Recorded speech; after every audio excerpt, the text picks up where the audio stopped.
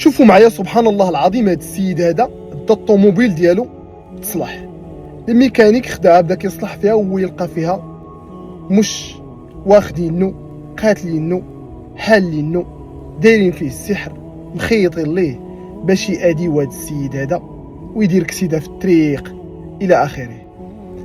بغيت نقول لهاد الناس هادو اللي كيديروا هاد الفعيل هادو اشنو غادي تستافدوا؟ شتو هاد السيد شرا طوموبيل الى اخره، دار الطوموبيل ديالو ما حملتوش، مشيتو درتو ليه هاد السيد هذا هاد السحر، دار كسيده مات دم الامانه امانته كما كنقولوا. انتيا ولا انت اللي درتي ليه هاد الشيء اشنو غتستافد؟ عندها شتيه مات الله يرحمه، انت اولا انت اشنو غتستافد؟ واش شي غليل عندك لداخل غادي يبرد اولا شنو؟ ها هو برد داك الغليل، شخص اخر تا هو دار ونجح ووصل وكتعرفو انت غتعاود نفس القضيه ديرها ليه.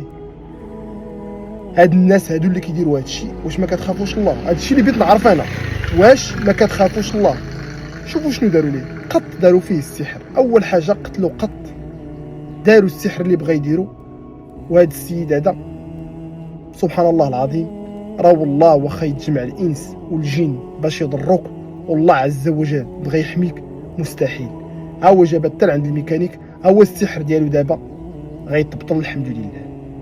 انت ولا انت اللي درتي لي هذا الشيء فين غتناسي اولا فين غتنعس؟ بغيت نقول لكم الله يسمح لكم، ولكن لا يسمح لكم، هاد الناس اللي كيديروا هذا الشيء لا يسمح لكم. بارطاجي الفيديو كي تعم الفائده ويردوا الناس بالهم ويراقبوا بيوتهم طوموبيلتهم الى اخره. راه الحسد والحقد ولا اكثر من القياس، والله يسهل على اي واحد كيبغي الشخص الاخر الخير. ورا لا يؤمن احدكم حتى يحب لاخيه ما يحب لنفسه، ديما كنقولها، ولا يؤمن احدكم حتى يحب لاخيه ما يحب لنفسه.